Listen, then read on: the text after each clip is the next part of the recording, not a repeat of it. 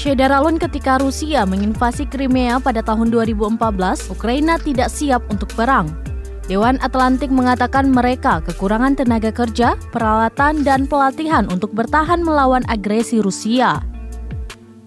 Apalagi ada ancaman nuklir dari pihak Rusia yang dipimpin Presiden Vladimir Putin. Berikut perbandingan kekuatan nuklir Rusia versus Ukraina yang dikutip dari berbagai sumber. Ukraina tidak memiliki senjata nuklir hari ini, tapi memiliki sekitar 5.000 senjata nuklir saat menjadi bagian dari Uni Soviet sebelum tahun 1991. Sebagai konsekuensi dari pembubarannya, semua satelit dan negara bagian yang telah terikat secara paksa ke Uni Soviet menerima beberapa hulu ledak. Uni Soviet telah memilikinya sebelumnya. Bagaimanapun, Ukraina menerima segala sesuatu yang menjadi milik Uni Soviet setelah merdeka, termasuk senjata nuklir. Oleh karena itu, Ukraina sempat menjadi pemegang senjata nuklir terbesar ketiga di dunia.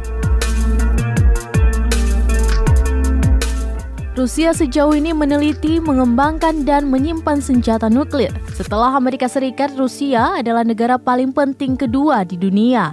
Rusia bisa menyusul Amerika, namun baru di tahun 1949 Uni Soviet melakukan uji coba nuklir pertamanya. Kekuatan Barat juga terkejut karena mereka percaya bahwa Rusia tidak akan mampu memproduksi hulu ledak nuklir sampai tahun 1950-an atau awal 1960-an.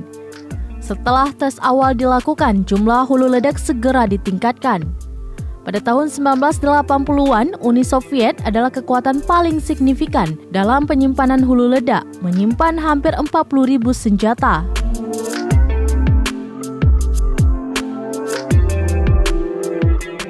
Sebagai negara yang melakukan lebih dari 700 uji coba senjata nuklir, Rusia dianggap sebagai negara terpenting kedua dalam pengembangan senjata nuklir. Seperti Amerika Serikat, Rusia sekarang memiliki 6.490 hulu ledak. Kenyataannya, bom terbesar di dunia adalah bom raksasa buatan Rusia. Hasil ledakan adalah 50 megaton TNT yang dikenal sebagai Tsar Bomba.